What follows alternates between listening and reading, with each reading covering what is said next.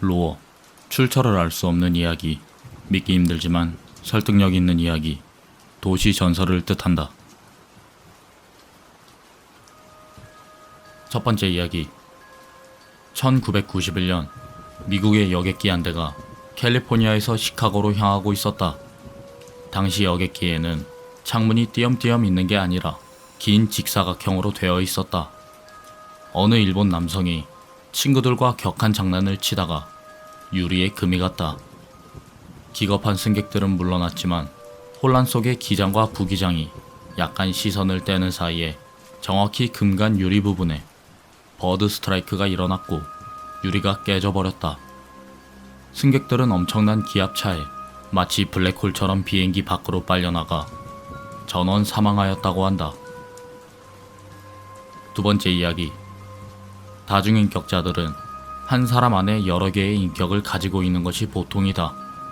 하지만 실제로 사람은 누구나 다중인격적인 부분이 있으며 그 다중인격들이라는 것도 알고 보면 그냥 기분파로 볼 수 있다고 한다. 지킬 박사와 하이드 같은 경우는 인격이 두 개인 게 아니라 그저 기분의 상하가 심한 것이다. 대체 누가 정신병들에 대한 이름을 정의하며 그 병들을 만들어내고 있는 것일까? 세 번째 이야기. 1980년대 미국에서 다이어트 열풍이 돌던 때였다.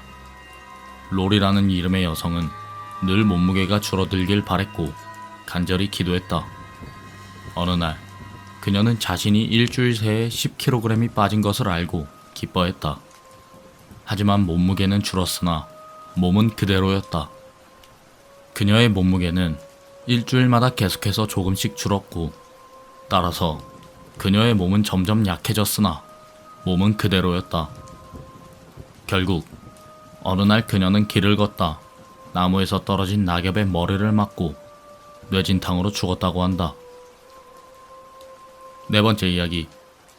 부두 인형은 부두교에서 전파된 저주 인형이라는 사실은 꽤 유명하다. 허나 실제로 부두교에서 정말로 사용하는 인형은 시중에서 떠도는 부두 인형들과 만드는 방법이나 모양새가 전혀 다르다고 한다. 그럼 이 부두 인형들로 저주하거나 저주받은 사람들은 대체 어떻게 된 걸까? 다섯 번째 이야기. 몸은 개, 얼굴은 사람이라는 인면견. 이 괴담 속의 개는 실제로 만들어진 개로 도쿄 나가노의 추쿠바 대학교 연구실에서 유전자 실험 중 실수로 개와 인간의 유전자가 교배되어 태어났다고 한다. 그 개는 지능이 너무 높아 탈출한 뒤 몇몇 사람들에게서 목격되었으나 잡을 수는 없었다고 한다. 일본 여행을 가는 사람들은 모두 조심하길 바란다. 여섯 번째 이야기. 프랑스의 루이 16세는 어린 시절에 한 점성술사로부터 항상 매달 21일을 조심하라 는 경고를 받았다. 몹시 겁을 먹은 그는 일생 동안 매달 21일에는 아무리 중요한 업무라도 수행하기를 거부했다. 업무에 관한 그의 이 같은 조심에도 불구하고 그는 매월 21일 대사건들 속에 휘말렸다. 루이와 왕비가 혁명군을 피해 국외로 탈출하려다 바렌네에서 체포된 것은 1791년 6월 21일이었다. 1792년 9월 21일은 프랑스는 군주제를 폐지하고 공화제를 선포했다. 1793년 1월 21일 루이 16세는 처형되었다. 일곱 번째 이야기. 일본 미에현의 지방신문에 시체 삽니다 라는 광고지가 끼워져 있던 일이 있었다. 신문사의 항의가 쇄도했지만 악질적인 못된 장난이었음이 판명되고 소란은 수습되었다. 하지만 자금난에 빠지고 있었던 한 병원이 갑자기 장사가 잘 되게 되었다. 확실히 수요는 있던 것 같다. 여덟 번째 이야기. 동면 도중에 일어난 것 같은 큰 곰이 강에서 얼어 죽어 있는 것이 발견되었다. 검사를 한 수의사는 익사라고 결론지어 같이 있던 사람들을 놀라게 했다. 곰의 양쪽 발목에는 누군가가 들어올린 흔적이 남아 있었다. 즉, 누군가가 곰을 들어올려 머리를 물속에 담궈 익사시켰다는 것이다. 곰을 들어올릴 만한 생명체는 과연 무엇이었을까? 9번째 이야기. 어느 남자가 20년 전에 뜰에 묻은 타임캡슐을 파냈다.